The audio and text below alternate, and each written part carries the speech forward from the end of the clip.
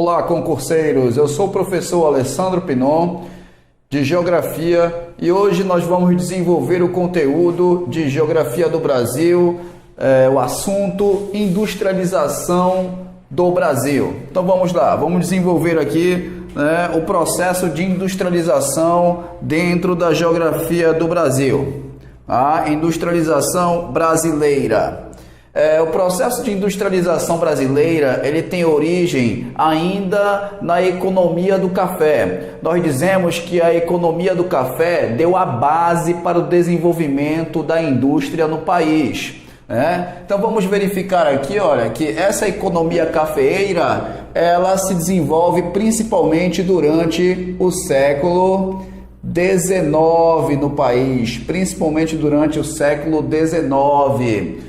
E por que essa economia do café ela foi a base para a industrialização do país? Bom, primeiramente temos que analisar então um pouquinho dessa economia cafeeira para mostrar como se desenvolveu, como se originou o processo da indústria no país. Veja bem, a economia do café ela teve dois grandes momentos. Ela teve o momento do Vale do Paraíba, logo no início do século XIX. Aqui, olha, o início do século XIX, vou colocar bem aqui, no início do século XIX, tá? E posteriormente, já no final do século XIX, tá? Aqui, olha, no final do século XIX, você vai ter essa expansão do café rumo a oeste, expansão do café rumo a oeste. Então nós tivemos esses dois grandes momentos, tá? O início da atividade canavieira na região do Vale do Paraíba, bem próxima do litoral, próxima do porto, porque o transporte era lento, era mais débil, no lombo de mulas. Então essa proximidade facilitava o escoamento de café, de um modo internacional. O transporte era mais lento. Nesse início da economia cafeeira, o modelo que predominava era o escravista, pautado no trabalho escravo. Nesse primeiro momento aí, da expansão do café, do Vale do Paraíba. Posteriormente, esse café foi se expandindo rumo ao oeste. E nessa expansão foram ocorrendo várias transformações socioespaciais. Vamos entender o seguinte: o café começa no litoral do país, na região do Vale do Paraíba, e algo ocorreu no espaço para que se transformasse, alguma coisa se desenvolveu para que se transformar e expandir essas fazendas rumo ao oeste do país. E esse acontecimento está pautado na instalação das ferrovias, Afinal, o século ferrovias, O século XIX foi considerado o século das ferrovias. E essas ferrovias chegaram no país, pelos ingleses e também por investimentos privados do Barão de Mauá e acabaram transformando o espaço brasileiro. As ferrovias possibilitaram a expansão do café rumo ao oeste e, consequentemente, a chegada do imigrante, por exemplo, mais ao interior. Então, perceba que quando nós tínhamos um modelo no escravismo, no transporte lento, próximo do porto, com a chegada das ferrovias e a transformação do espaço, automaticamente esse transporte fica um pouco mais rápido, e ocorre essa expansão das fazendas do café rumo ao oeste. Além das transformações no espaço, nós tivemos também transformações na sociedade, brasileira nesse período do café.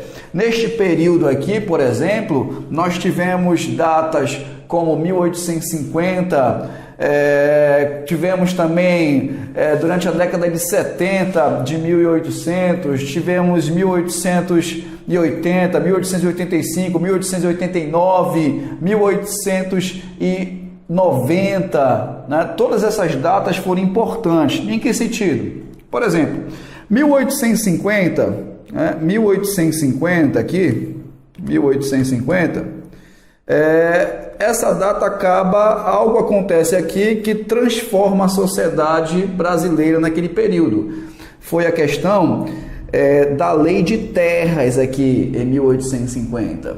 Tá? A Lei de Terras, ela transforma as terras de devolutas em terras que agora passam a ser compradas. Isso porque no mesmo ano já havia viabilizado internacionalmente a Inglaterra a questão da Lei Eusébio de Queiroz, que proibia o tráfico negreiro. Então, seria questão de tempo para a abolição da escravatura. Então, a elite cafeeira daquela situação, o que ela fez? Ela desenvolveu a Lei de Terras. Desenvolveu a Lei de Terras para que as terras passando a ser compradas, se viesse a ocorrer, que ocorreu depois, a abolição da escravatura, os negros não tinham recursos, já que estavam recém-libertos, para se apropriarem das terras e virarem também latifundiários ou detentores de terras. Então isso aqui foi uma estratégia da elite cafeeira naquela situação, 1850. 1850, depois 1870, na década de 70 de 1800 do século XIX, você vai ter a lei do ventre livre, posteriormente você vai ter a lei do sexagenário, a lei do ventre livre, os negros passavam a ser livres que estavam no ventre, a lei do sexagenário a partir dos 60 anos, mas o negro não chegava nessa expectativa de vida. 1880 foi uma grande imigração dos italianos para cá para o país.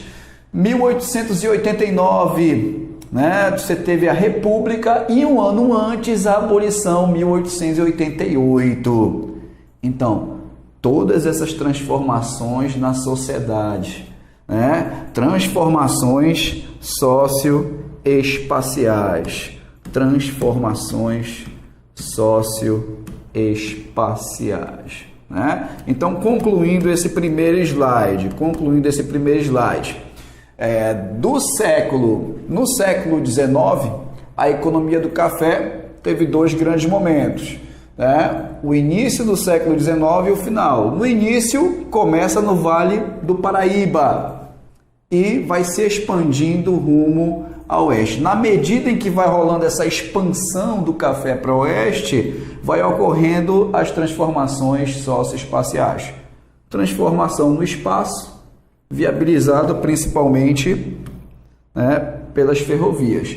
E a transformação social, as leis que transformaram principalmente a abolição. Então, você não tem mais o trabalho escravo, aqui, e agora você vai ter o trabalho assalariado. Consequentemente, essas transformações elas vão ser importantes para o desenvolvimento industrial. Em que sentido? Efeitos do café como base aqui no Brasil. Lembra que chegou com o café os portos e as ferrovias, principalmente as ferrovias? Então, o café, neste período, desenvolveu uma infraestrutura de ferrovias e portos que vão ser aproveitados no desenvolvimento da indústria, no escoamento de matérias-primas e também dos produtos. No século XIX, o Brasil era o maior exportador de café do planeta. Então, a maioria dos recursos para o país era oriundo do café. Então, pesava bastante na balança comercial brasileira. A mão de obra qualificada, ela se dá com a chegada e o trabalho dos imigrantes. Com a chegada e o trabalho dos imigrantes. Os imigrantes que já tinham contato com a indústria. Lembre-se que a indústria na Europa tem um marco que é o século XVIII. Aqui no país a indústria só vai se desenvolver principalmente no século XX. O marco é a década de 30. Então, os imigrantes que chegaram, voltando aqui o slide, os imigrantes que chegaram para as plantações de café, posteriormente foram aproveitados para a indústria. Por isso, então, mão de obra qualificada dos imigrantes. Não se esqueça a infraestrutura das ferrovias que transformou o espaço e possibilitou a expansão do café para o oeste.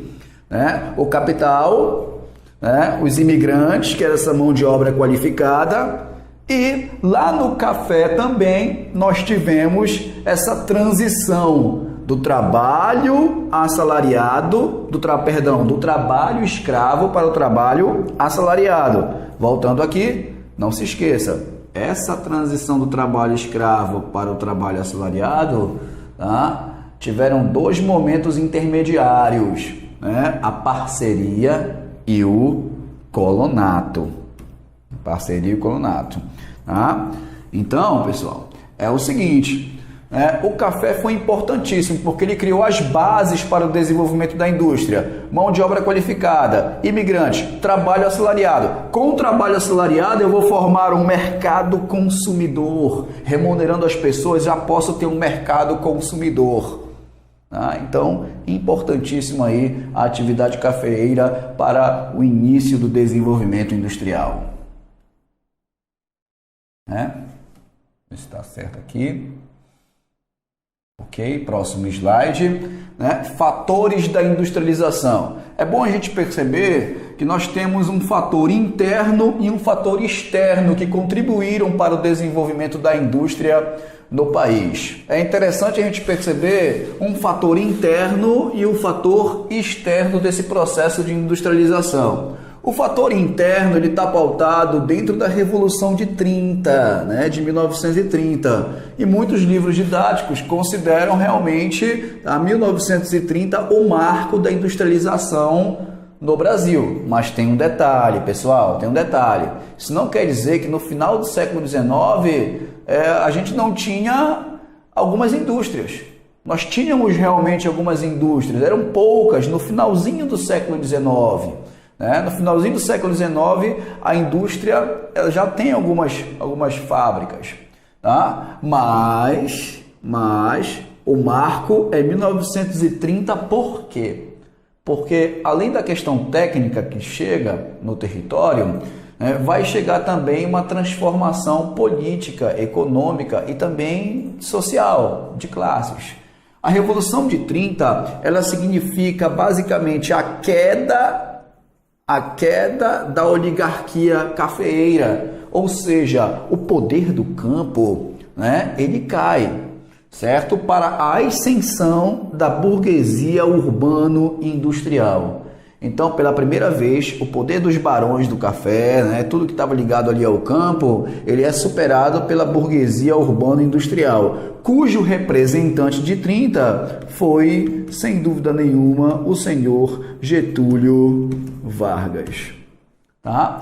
Então, 1930, esse fator interno é importantíssimo, porque você tem essa transformação sociopolítica e também econômica do país, mas principalmente política, ascende aí a burguesia urbano-industrial como representante aí o Vargas. Esse foi o fator crucial. E aí o Vargas chega com a questão do nacionalismo, com a questão de criar uma indústria de base, já chega com essas ideias e também vai implantar a principal característica da industrialização brasileira, que é a substituição das importações. Pois bem, teve um fator externo também significativo, que está pautado na quebra da Bolsa de Valores de Nova York, a crise de 29. Com a crise de 29, realmente o mercado do café ele se contrai. Como o Brasil era o principal produtor de café, vendia bastante café para o mundo, o mercado para o Brasil contraiu. O Brasil não vendia mais café como se vendia antes. Automaticamente, os rendimentos caíram, as exportações caíram. E caíram as exportações, caiu também as importações. Como assim, professor? Da seguinte forma, o Brasil vendia muito café. Com a crise, passou a vender menos. Então, cai as exportações. E cai a arrecadação. As divisas do Estado caíram. O Brasil pegava esse dinheiro do café para comprar as primeiras máquinas e equipamentos, para iniciar uma indústria uma indústria ainda de bens de consumo não duráveis, tá? A industrialização do Brasil, ela começa com esse tipo de indústria de bens de consumo não duráveis, tá? Então, na relação aqui entre exportação e importação, apesar das duas, né, estarem baixas, né, a relação entre elas mostra uma balança comercial negativa, sem dúvida nenhuma. Tá? Então, esse fator externo da crise faz o governo brasileiro pensar na verticalização, no beneficiamento, na criação de uma indústria de base realmente, né, para competir no mercado. Então você tem aqui, olha, o fator interno da industrialização e o fator externo da indústria, dois fatores importantíssimos. Seguindo aqui,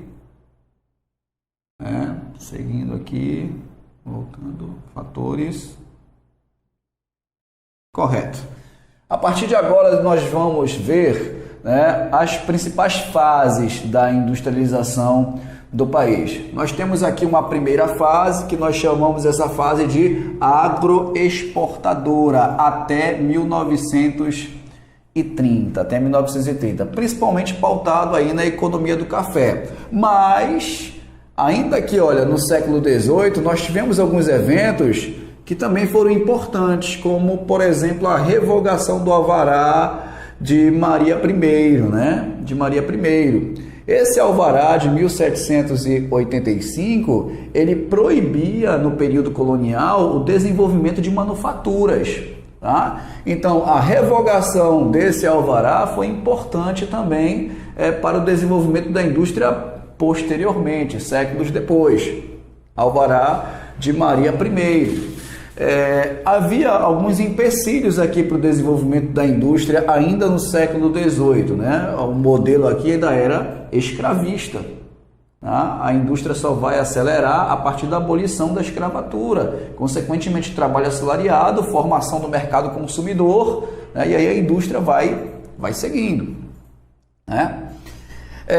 A chegada da família real em 1808 aqui também foi importantíssimo, né? A família real chega com a ideia da modernidade. A família real, ela autoriza o desenvolvimento da indústria no país, né? A criação de fábricas no país. A família real, ela abre os portos também, de certa forma. Então foi importante também a chegada da família real, né, para o Brasil, Dom João VI.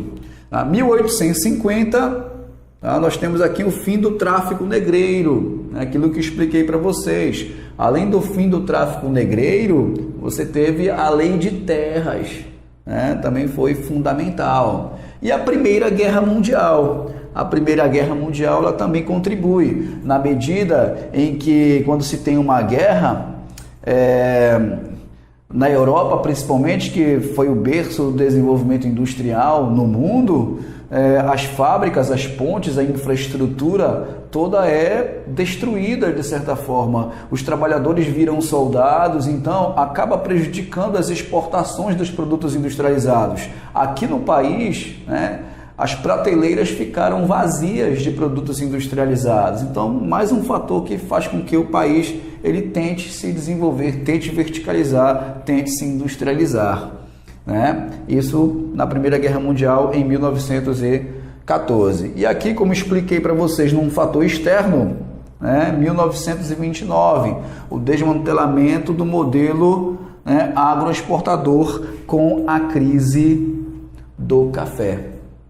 Com a crise do café. Então, essa primeira fase, desde o século XVIII, aí século XIX, a economia do café, que foi a base para o desenvolvimento da indústria, né, até 30, né, primeira fase.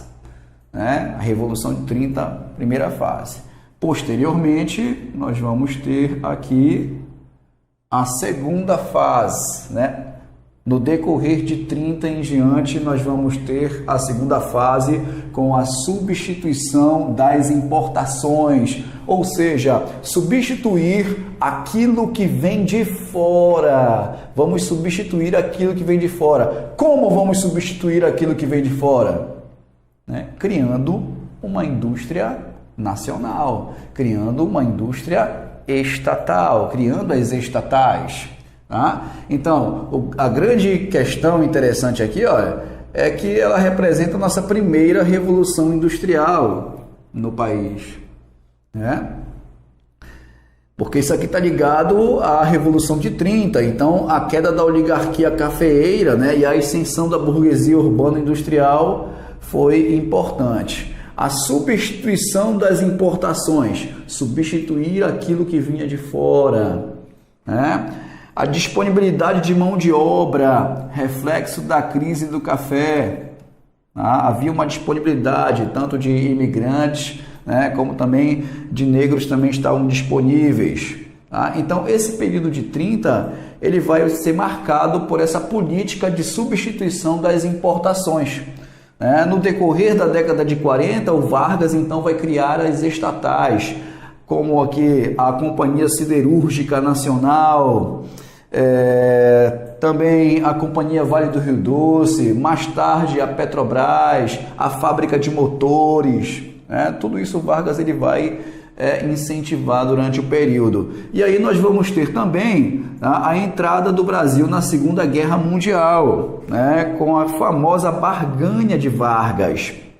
Vargas vai barganhar, juntamente com os aliados, a entrada do Brasil na Segunda Guerra. Barganhar no sentido de pedir empréstimos para desenvolver mais ainda a indústria de base. Essa indústria de base já é uma indústria de bens de consumo, bens de consumo não, indústria de bens de produção, uma indústria pesada, a indústria, de base aqui, a pesada de Vargas, de bens de produção. Então, a partir de 30, você vai ter esta segunda fase. 1930, nós temos a segunda fase, que é marcada pela substituição das importações.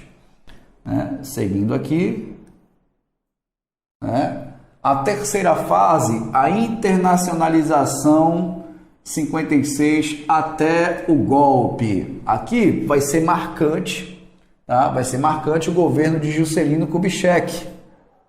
Preste bem atenção, que nós começamos, com uma indústria de bens de consumo não duráveis. O Brasil começa assim, com uma indústria de bens de consumo não duráveis, ainda no século XIX, e início do século XX. Quando chega no período de Vargas, 1930, nós vamos ter uma indústria de bens de produção pesada. E aqui na terceira fase, no período de JK, nós vamos ter uma indústria de bens de consumo duráveis. Vamos já entender essa questão. O JK, com seu famoso plano de metas, queria desenvolver o país o equivalente de 50 anos em 5. 50 anos em 5. Sua principal política foi a internacionalização da economia. Em outras palavras, o Brasil acabou se abrindo para os investimentos estrangeiros, permitiu a entrada de indústrias multinacionais. E com essas multinacionais vieram as indústrias de automóveis. Essa indústria de automóveis é que é a indústria de bens de consumo duráveis. Com a indústria de automóveis se instala então um modelo rodoviarista, e aí nós vamos ter no país a erradicação dos bondes, nesse período. Pois bem, no pós-64, ainda na terceira fase, nós vamos ter grandes investimentos dos governos militares, no processo de estradas, de hidrelétricas. Nós vamos ter o processo de ocupação da Amazônia, projetos de grandeza significativa no país. E foi justamente no período militar que nós tivemos o maior crescimento industrial da história, que ficou conhecido como o milagre brasileiro, o milagre brasileiro. Esses investimentos do Estado em infraestrutura, no país, tinham o objetivo também de atrair o capital estrangeiro e também o privado nacional, tinham esse objetivo. Então, pessoal, a terceira fase ela vai ficar descrita com o JK, né, o período aqui militar, e também depois desse milagre brasileiro, nós na década de 80 passamos por um período, né, da década de 80 de estagnação, né, a chamada década perdida, né? A dívida externa muito alta, desde o período do Vargas, do JK, para desenvolver a indústria, e também no período militar, né? A dívida externa ela acaba ficando elevadíssima, né? Juntamente com uma taxa de juros elevada. Então foi um período realmente, né, perdido, né? A década perdida, um período de desaceleração, né, da economia e também de estagnação do processo industrial. Vamos então para a quarta fase. Aqui, ó. Na quarta fase, né, depois daquele período da década perdida, né, da década de 80, passamos aqui para o pós-90, né, com a abertura para as importações. Mas um período em que o país ele abre o mercado, né, para as importações. Os produtos importados eles começam a invadir o mercado brasileiro. E aí você tem um ponto negativo disso, né, porque os produtos importados eles acabam quebrando algumas indústrias, veja bem, eles acabam quebrando algumas indústrias nacionais e gerando desemprego, né, uma concorrência desleal, quando um produto de fora com maior qualidade, num preço acessível, né, o mercado ele vai absorver esse determinado produto. Então, no pós-90, nós vivemos muito isso, a chegada dos produtos importados, invadindo o país, dentro da perspectiva do neoliberalismo, do processo da globalização, das privatizações, tudo isso marcou a década de 90, né, nesse período da economia industrial. Agora, o ponto positivo é o reaparelhamento dos setores industriais, né, e modernização desses setores, né? A concorrência era desleal, mas isso levou, né, o empresariado nacional a investir para poder competir também, de certa forma, né, com os produtos importados. Então, nós temos principais características aqui da quarta fase: a abertura às importações, né, a invasão dos produtos importados, as privatizações, isso aqui na década de 90 marcou, né, a descentralização do parque industrial, né, isso aqui é muito importante, processo de descentralização do parque industrial. Historicamente, a indústria ela ficou concentrada em São Paulo, né? Ali, né, onde começa basicamente a economia cafeeira, ficou concentrada ali na região de São Paulo, a região do ABCD paulista, Santo André, São Bernardo, São Caetano e Diadema, muito concentrado. A partir de 70 e principalmente em 90, nós verificamos uma desconcentração desse parque industrial, né? As indústrias de São Paulo, de um modo geral, elas acabam buscando o interior de São Paulo, acabam buscando as cidades do interior que tinham uma mínima infraestrutura, as chamadas cidades médias, né? Essas indústrias acabam buscando as cidades médias. E além dessa expansão, dessa desconcentração ir para o interior, também ocorreu para outras regiões, principalmente para o Nordeste, né? Algumas fábricas de automóveis foram para o Nordeste. Na região nordestina, nós temos ali o entorno da cidade de Salvador, que chama-se o Recôncavo Baiano, né? Um polo petroquímico significativo. Fortaleza também, como polo têxtil, né? Recife também. Então, esse processo de desconcentração da indústria passa a ocorrer a partir, principalmente aí na década de 90, né? Começa em 70, mas se intensifica em 90 essa desconcentração. Agora, quais são os fatores dessa desconcentração? O que é que leva a indústria a buscar outras áreas? Ora, a região de São Paulo ela está bem saturada. Consequentemente, o uso do solo urbano se fortificou e se valorizou também. O metro quadrado em São Paulo é muito mais caro do que o metro quadrado numa determinada região do Nordeste ou até mesmo mais para o interior, no próprio São Paulo. Outra questão são os congestionamentos, nessa região saturada. Então, os congestionamentos, o tráfego, prejudica muito a questão da logística da empresa e da indústria. O tempo, a questão do escoamento das mercadorias e também das matérias-primas, isso também acaba dificultando bastante nesse período.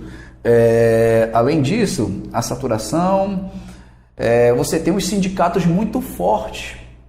A região de São Paulo, se os sindicatos são fortes, automaticamente o salário ele é bem maior. Além desses fatores, temos outros fatores que são de atração. Municípios do interior, que chamamos alguns municípios desses que já são cidades médias, têm uma infraestrutura e tem uma política de incentivos fiscais, de redução e até eliminação de impostos, além também de oferecerem terrenos. É a chamada guerra dos lugares. Vários municípios brigam entre si para absorver uma determinada indústria, para que aquela indústria se instale no seu município. Então isso, de certa forma, acaba incentivando essa descentralização do parque industrial.